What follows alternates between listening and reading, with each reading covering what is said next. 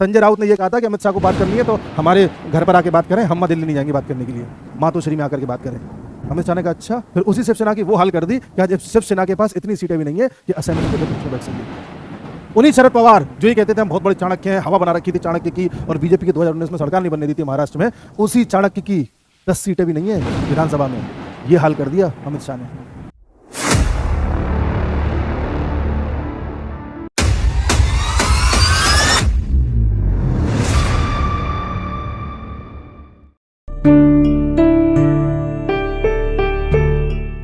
साथियों नमस्कार।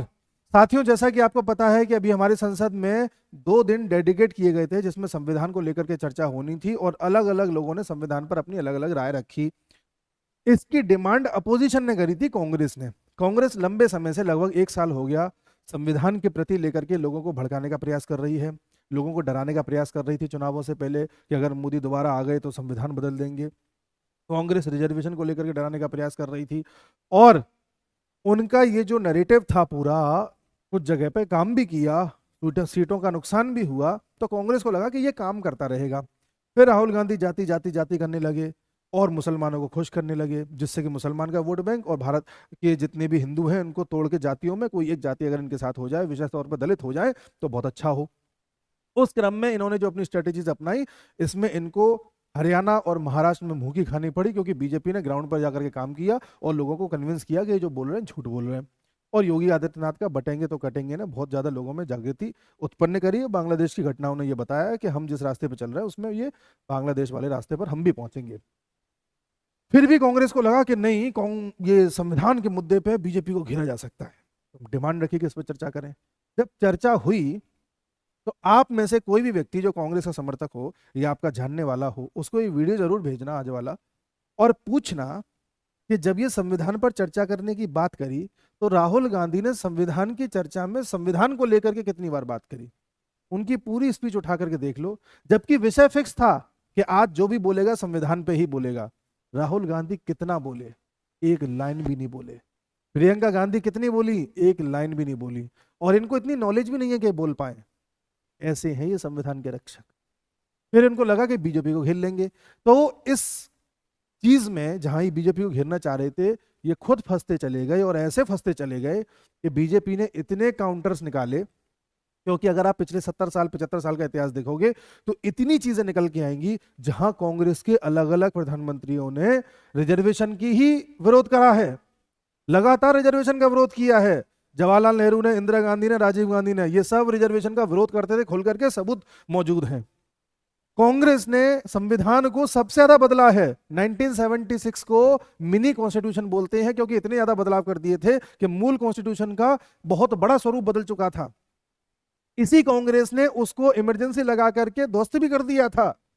और यही वो कांग्रेस है जिसने संविधान निर्माण में सबसे ज्यादा भूमिका निभाने वाले बाबा साहब भीमराव अंबेडकर को न तो कभी इज्जत दी, न कभी उनको उतना रेस्पेक्ट दिया जितना वो डिजर्व करते थे, और जब वो कैबिनेट में थे तब उनको इग्नोर भी किया, उनके लिए अपशब्द भी बोले। जी, इस कांग्रेस को लग रहा था कि ये सारे कर्म करने के बाद वो बीजेपी को इस मुद्दे पे घेर लेंगे। ये सबसे बड़ी मूर्खता इनकी हो गई। जब मोदी जी ने और अमित शाह जी ने फैक्ट्स रखे और जनता के सामने जब बातें आई कि कांग्रेस ने किस तरह से बाबा साहब अंबेडकर को साइडलाइन किया, किस तरह से उनकी इज्जत होने ही नहीं दी उस लेवल की, तब हम सब शॉक्ड रह गए थे कि कांग्रेस इतना कुछ कर चुकी है, हमें भी नहीं पता था। फिर हमने भी रिसर्च करना स्टार्ट किया। अच्छा, जब ये भाषण चल रहे थे मोदी जी के और अमित शाह जी के, जब इन लोगों ने तथ्य रखे, तो हो सकता है वो तथ्य देश के हर लोगों ने ना सुने हो। जितने लोगों ने टीवी देखी होगी, पूरा भाषण सुना होगा या सोशल मीडिया पर क्लिप्स देख ली होंगी, उन्हें पता चल गया होगा, लेकिन देश के 140 करोड़ लोगों को तो नहीं पता चला होगा। 2 दिन कॉन्स्टिट्यूशन पे बहस हुई।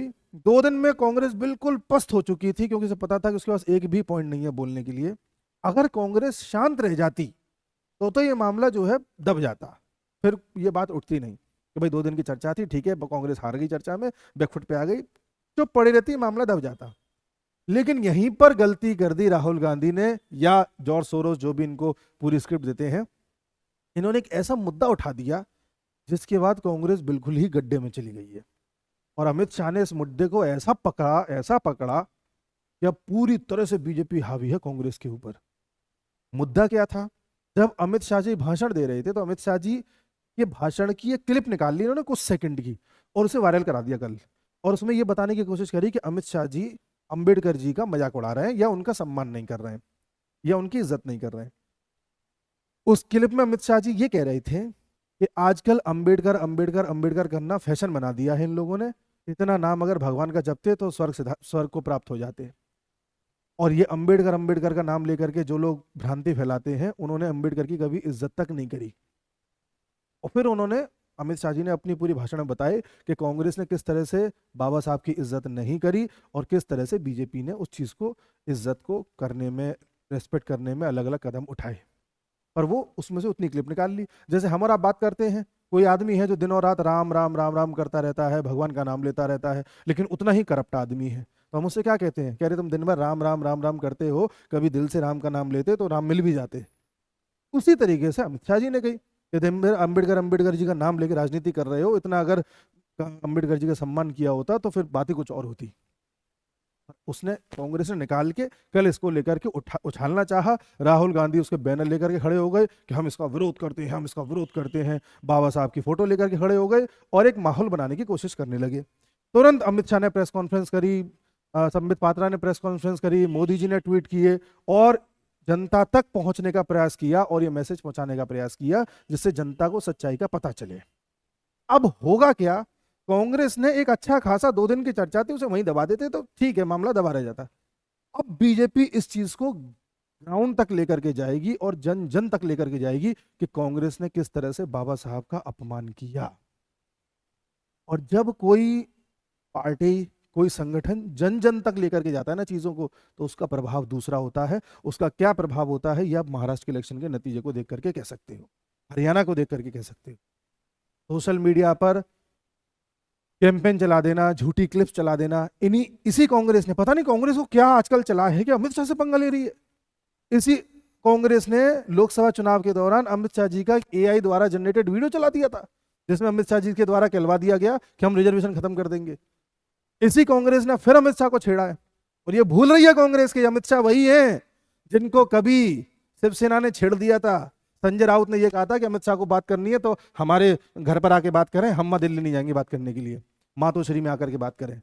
अमित शाह ने कहा अच्छा, फिर उसी शिवसेना की वो हाल कर दी कि आज शिवसेना के पास इतनी सीटें भी नहीं है कि असेंबली के विपक्ष में बैठ सके। उन्हीं शरद पवार जो ये कहते थे हम बहुत बड़े चाणक्य हैं, हवा बना रखी थी चाणक्य की और बीजेपी की 2019 में सरकार नहीं बनने दी थी महाराष्ट्र में, उसी चाणक्य की 10 सीटें भी नहीं है विधानसभा में, ये हाल कर दिया अमित शाह ने। उस अमित शाह को वो कांग्रेस छेड़ रही है जिसके पास ना तो कोई अच्छे कामों का सबूत है और ना ही कोई अच्छा नेता है, ना ही ग्राउंड पर काम करने वाले कार्यकर्ता है और ना ही कोई इनका विजन है। ऐसी गलती कर दी है कांग्रेस ने। अब आप देखना कांग्रेस इस तरह बर्बाद होगी जो पिछले 10 साल में नहीं हुई थी, क्योंकि इस बार गलत आदमी छेड़ा है। एक बार छेड़ दिया चल गया, 2 बार छेड़ दिया चल गया, तीसरी बार छेड़ रहे हो। ये गलती जो कांग्रेस ने करी है बहुत भारी पड़ेगी, क्योंकि जिस आदमी को छेड़ा है वो आदमी ऐसा है जो जम्मू कश्मीर में बीजेपी की सरकार बनवा सकता है, जो त्रिपुरा में भी बीजेपी की सरकार बना सकता है, नॉर्थ ईस्ट में बीजेपी की सरकार बनवा सकता है, जो यूपी में 80 में से 73 सीटें बीजेपी को दिलवा सकता है, वो भी तब जब समाजवादी पार्टी और बसपा का यहां पर चरम सीमा प्रशासन हुआ करता था 2014 में। वही व्यक्ति जब यहां पर बसपा सपा मिलकर के लड़ रही थी तब भी बीजेपी की 80 में से 64 सीटें आई थी। वो बात अलग है, इस बार इनका कुछ झूठ चल गया, कुछ बीजेपी की कमियां थी, बीजेपी का अहंकार था जिसकी वजह से इस बार हार गई, एक तुक्का था। वरना उस चाणक्य को छेड़ रहे हो जो आपको बर्बाद कर देगा, आपके कुल के साथ आपको बर्बाद कर देगा। अब आप देखना कैसे। बहरहाल जितना भी मुद्दा था अंबेडकर जी को लेकर के, उस मुद्दे पर अगर आप भी सुनेंगे तो जान के हैरान हो जाएंगे कि ये वही कांग्रेस है जिसने बाबा साहब का कभी सम्मान किया ही नहीं और इन्होंने बाबा साहब को कभी भी भारत रत्न नहीं दिया। आप जानते हैं नेहरू जी ने खुद को भारत रत्न दे लिया 1955 में, इंदिरा जी ने दे दिया 1971 में, बाद में राजीव गांधी की मृत्यु के 2 साल बाद ही उनको दे दिया गया 1991 में, और बाबा साहब को 1990 में 1990 में भारत रत्न दिया गया था। वो भी कांग्रेस ने नहीं दिया था, वीपी सिंह की सरकार ने दिया था, जिस सरकार को बीजेपी का समर्थन प्राप्त था। क्यों नहीं दिया भाई आपने? यही वो कांग्रेस है जिसकी पहली कैबिनेट में बाबा साहब एक मिनिस्टर के तौर पर थे और लगातार बड़े काम की मांग कर रहे थे, कि ज्यादा से ज्यादा सेवा करना चाहते थे, तो उनको काम भी नहीं दिया और बाबा साहब की बातों को लगातार इग्नोर किया। इस बात से खफा होकर के अंबेडकर जी ने, डॉक्टर साहब ने इस्तीफा दे दिया था कैबिनेट से, और ये कहा था कि नेहरू लगातार मेरे को इग्नोर कर रहे हैं, ना मेरी बातें सुन रहे हैं। और नेहरू जी ने जो SC STs को लेकर के पॉलिसी बनाई है, मैं उसका विरोध करता हूं।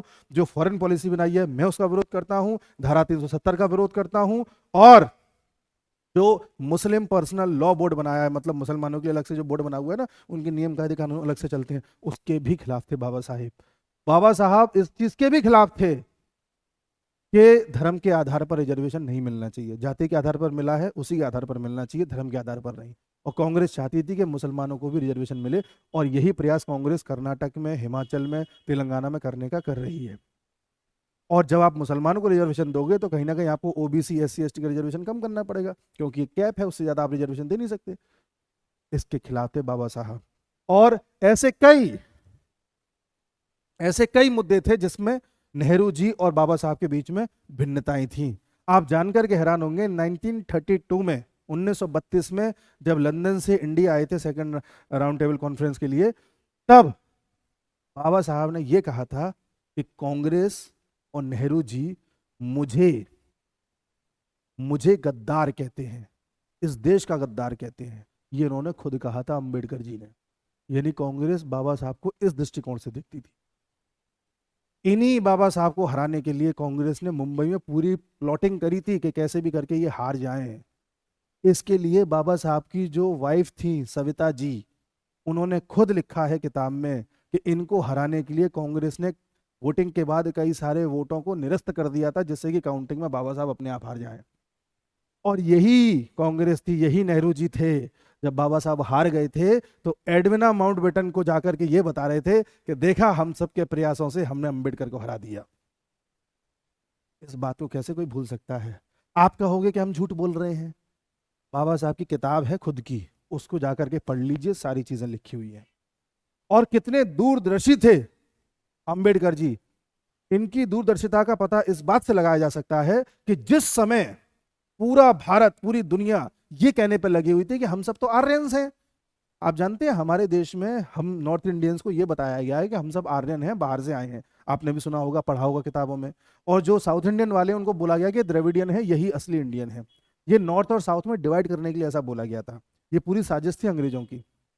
अभी इसी साल एक खोज हुई है, एक सर्वे हुआ है, आर्कियोलॉजिकल सर्वे, जिसमें यह पता चला है कि हम लोग आर्यंस नहीं थे, हम लोग यहीं के थे। ये झूठी थ्योरी थी।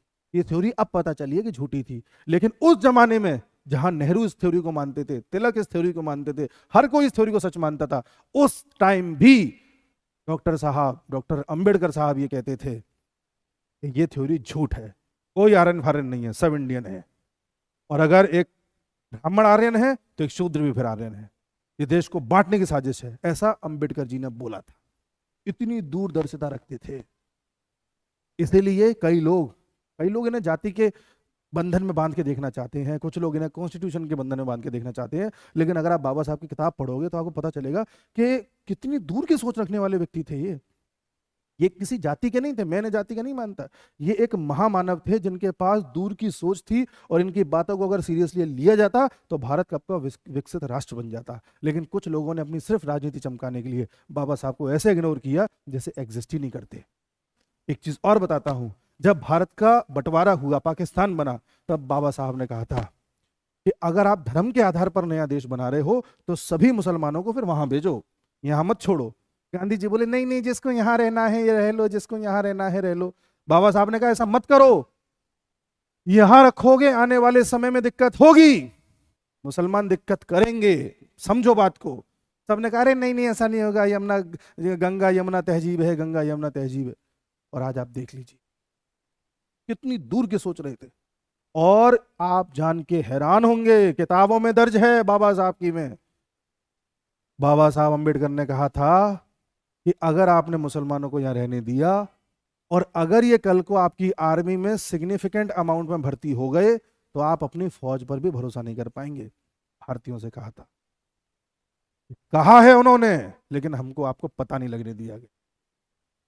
एक चीज और बताता हूं, जब लंबे समय तक इस देश में कांग्रेस का शासन चलता रहा, ऐसे कई मौके आए जब कांग्रेस बाबा साहब की जयंती को सेलिब्रेट कर सकती थी, उनके लिए स्मारक बनवा सकती थी, उनके लिए बहुत कुछ कर सकती थी। जो काम पेंडिंग थे कांग्रेस ने कुछ भी नहीं किया। और जब इनकी 100वीं जयंती थी, 100वीं जयंती, उस वक्त कांग्रेस की सरकार केंद्र में थी, कांग्रेस की सरकार ने इनकी 100वीं जयंती को कहीं भी देश में सेलिब्रेट नहीं किया।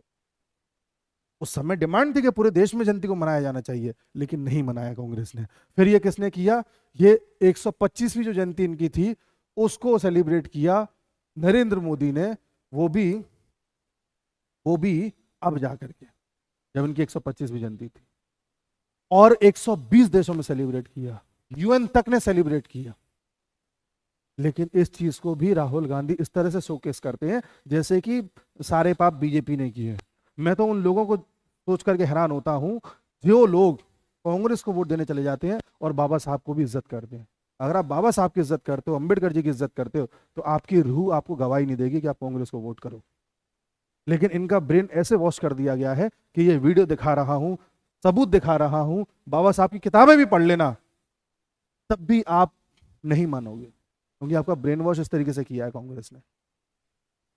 यही कांग्रेस है जिसने 2011-12 में जो एनसीईआरटी है उसमें एक फोटो छापी थी, बच्चों को पढ़ाई जाती थी वो एनसीईआरटी। उसमें एक कीड़ा टाइप का है, कोई एक एनिमल है जो बहुत धीमी चाल से चलता है, उस पर बाबा साहब को बिठाया हुआ है और पीछे से नेहरू जी उनको कोड़े मार रहे हैं कि चलो जल्दी संविधान बनाओ, क्या धीरे धीरे संविधान बना रहे हो। इस तरीके की फोटोज भी किताबों में दिखाई गई हैं कांग्रेस के शासन में, आपको पता है ये बात। और इसका विरोध किसने किया था? बीजेपी ने किया था उसी वक्त, क्योंकि बीजेपी उस वक्त अपोजिशन में थी, तब जाके ये चित्र हटाया गया था। ये चीज आपको नहीं पता होगी, आपको नहीं पता होगा कि इसी साल की बात है, राहुल गांधी के राजनीतिक गुरु हैं Sam Pitroda, uncle Sam USA में बैठे रहते हैं, उन्होंने एक ट्वीट किया था जो बाद में डिलीट कर दिया। उस ट्वीट में उन्होंने ये लिखा था कि कॉन्स्टिट्यूशन को बनाने में किसका ज्यादा योगदान है, नेहरू का या अंबेडकर का? तो उन्होंने कहा था ऑफ कोर्स नेहरू का था, वो नेहरू का योगदान ज्यादा मानते हैं। और वो जो फोटो था ना, वो फोटो इसलिए ही था कि नेहरू ने जैसे तैसे अंबेडकर जी को ये कर करके संविधान बनवाया। ये माइंडसेट है कांग्रेस का, लेकिन कुछ लोग नहीं मानेंगे। यही वो कांग्रेस है जिसने कभी भी इनका, अंबेडकर जी का अंबेडकर इंटरनेशनल सेंटर नहीं बनाया। दिल्ली में एक अंबेडकर इंटरनेशनल सेंटर है, 1992 में प्रस्तावित हो गया था कि बनना चाहिए, लेकिन नहीं बन पाया। फिर इसे फाइनली किसने बनाया? 2017 में मोदी ने बना करके और इनॉर्गेट किया है। क्या कर रही थी कांग्रेस? इसी कांग्रेस ने कभी भी, देखिए, इनके दिवस को, जब जयंती आती है बाबा साहब की, उस जयंती को कभी भी सीरियसली नहीं लिया। जब बीजेपी की सरकार आई, मोदी जी की सरकार आई, तभी इन्होंने इसे परिनिर्वाण दिवस को, जब इनकी जयंती होती है तो इसे राष्ट्रीय समरसता दिवस के रूप में मनाया गया। ये घोषणा हुई कि अब से जब भी बाबा साहब की जयंती आएगी तो इसे राष्ट्रीय समरसता दिवस के रूप में मनाया जाएगा। कोई बता सकता है, कोई कांग्रेस समर्थक बता सकता है कि ऐसा सम्मान कांग्रेस ने क्यों नहीं दिया? और किस बात पर आप घेरने चले हो अमित शाह को और प्रधानमंत्री मोदी को? लेकिन नहीं, कोई इस पर जवाब नहीं दे पाएगा। कोई इस बात पर जवाब नहीं दे पाएगा कि ऐसा क्यों हुआ कि इतने साल हो गए और बाबा साहब का एक भी स्मारक कांग्रेस नहीं बनवा पाई। देखो, 5 जगह ऐसी हैं जो अंबेडकर जी डॉक्टर साहब से रिलेटेड है और बहुत इंपॉर्टेंट है। एक मऊ मध्य प्रदेश में जहाँ उनका जन्म हुआ, एक लंदन जहाँ उन्होंने पढ़ाई करी, फिर नागपुर जहाँ उन्होंने पढ़ाया, उसके बाद दिल्ली जहाँ वो रहे और उन्होंने बाद में नेता के तौर पर भी पार्टिसिपेट किया, और मुंबई जहां भी उन्होंने अपना, जहां पहले उन्होंने अपना काम किया। इन 5 जगहों पर डॉक्टर साहब के स्मारक बने हैं और इन 5 को बीजेपी सरकार ने बनवाया है। मऊ में जहां इनका जन्म हुआ था वहां भी स्मारक नहीं बनने दिया, और जब जवाहरलाल नेहरू जी से बोला गया कि जहां उनका जन्म हुआ है वहां स्मारक बना देते हैं, वहां कुछ इनके याद में एक बड़ी सी मूर्ति बना देते हैं, तो नेहरू जी ने कहा कि देखो ये सब चीजें ना प्राइवेट पैसों से होनी चाहिए, इसमें सरकार का पैसा नहीं लगना चाहिए। ये कह के मना कर दिया था। लेकिन कुछ लोगों को पता ही नहीं होगा, नेहरू जी के पास इतना पैसा तो था सरकारी कि अपने पत्रों को एडविन माउंटबेटन तक पहुंचा सकें, अपनी सारी सुख सुविधाएं भोग सकें, लेकिन इतना पैसा नहीं था कि बाबा साहब के लिए स्मारक बना सकें। बाबा साहब की जो किताबें थी ना, उसको भी सरकार ने खरीद करके पब्लिश कराना नहीं चाहा। जवाहरलाल नेहरू जी ने ये कह दिया था कि बाबा साहब अपनी किताबें बेचना चाहते हो तो पब्लिक स्टॉल्स में जाके बंटवा दो, उसमें बिकवा दो, क्या दिक्कत है। ये इज्जत करती थी कांग्रेस। और भी बता दूं, जो दिल्ली में जहां पर बाबा साहब अम्बेडकर का महापरिनिर्वाण हुआ था, वहां भी स्मारक बना है, जिसको मोदी जी ने बनवा के इनॉग्रेट किया। इसकी घोषणा अटल बिहारी वाजपेयी ने करी थी जब वो प्रधानमंत्री थे। उसके बाद यहाँ कांग्रेस की 10 साल सरकार रही है केंद्र में, कांग्रेस ने उसे बनाया ही नहीं, बनने ही नहीं दिया। वो भी बाद में जाकर के मोदी जी ने ही बनाया था। और उसके साथ एक चीज और बता दूं कि जो 26 नवंबर को संविधान दिवस हम मनाते हैं, कॉन्स्टिट्यूशन डे, वो भी मोदी जी ने ही घोषित किया था। कांग्रेस के तो नेता ये कह रहे थे कि अरे 26 जनवरी मनाते तो है रिपब्लिक डे, 26 नवंबर को मनाने की क्या जरूरत है। क्यों जरूरत नहीं है? जरूरत है। ये भी मोदी जी ने ही घोषणा करी थी। ऐसे न जाने कितने फैक्ट हैं जो बताने पर आपको विश्वास भी नहीं होगा। आप कहोगे अरे आप ऐसे ही बोल रहे हो, आप बीजेपी की बात कर रहे हो, आरएसएस की बात कर रहे हो। भैया मैं किसी की नहीं कर रहा, मैं विद प्रूफ बात कर रहा हूँ। किताब तो पढ़ लो बाबा साहब अम्बेडकर की, उनके द्वारा लिखे गए पत्र तो पढ़ लो, उनके द्वारा दी गई स्पीचेस तो पढ़ लो। बाबा साहब ने जब अपना इस्तीफा दे दिया था कैबिनेट से, तो उनको स्पीच तक नहीं देने दी गई थी फेयरवेल की। और कुछ नहीं तो ये देख लो कि 1990 में भारत रत्न मिला था, क्यों इतना टाइम हो गया, कांग्रेस ने क्यों नहीं दिया, दूसरी सरकार को क्यों देना पड़ा। ये पांचों स्मारक में से एक भी कांग्रेस ने क्यों नहीं बनाया? कोई बता सकता है? या कोई यही बता दे कि बाबा साहब ने इस्तीफा क्यों दिया था। और जब इस्तीफा दे दिया था और नेहरू जी से कहा गया कि अरे अंबेडकर जी ने इस्तीफा दे दिया है, कैबिनेट में दिक्कत आएगी, तो नेहरू जी कहते हैं अरे उनके इस्तीफा देने से कोई फर्क नहीं पड़ेगा कैबिनेट में। ये कह दिया था। अब आप बताइए, जब इतनी बातें मैं आपको बता रहा हूँ और आप शॉक्ड हो रहे हैं, तो सोचिए जब ये बातें जन जन को बताई जाएंगी, विद प्रूफ बताई जाएंगी, तो लोगों की आंखें खुल जाएंगी कि कितने बड़े भ्रम में उनको रखा था। यहां पर कांग्रेस बिल्कुल अपने लिए कब्र खोद लेगी। कांग्रेस ने अपने ताबूत में अंतिम कील ठोक दी है अब। ये मैं कहना चाह रहा हूं। और आपको अगर इनमें से किसी बात पर विश्वास नहीं हो रहा, आप किताब पढ़िए बाबा साहब अम्बेडकर की, आपको हर एक चीज पर विश्वास हो जाए। इस देश में इतने झूठ बोले गए हैं हमसे और आपसे कि जब उन झूठों को उजागर करते हैं ना, तब भी लोगों को विश्वास नहीं होता। लोग कहते हैं तो बीजेपी का एजेंडा चला रहे हैं, न्यूट्रल नहीं हो रहे हैं। न्यूट्रल को क्या मैं जबरदस्ती झूठ बोल के किसी और की तारीफ कर दूं? ये जो सच्चाई है उससे पर्दा कर दूं उस पर? नहीं करूंगा। आपको किसी का भी लगे, लगता रहे, लेकिन सच का सामना करना पड़ेगा। आप फैक्ट के बेसिस पे मुझे गलत साबित करिए, वो आप कर नहीं पाएंगे, क्योंकि आप ब्रेन वॉश्ड हैं। आप किसी और के द्वारा नियंत्रित हैं, हम नहीं है। हमारे लिए हमारा देश पहले है। नमस्कार।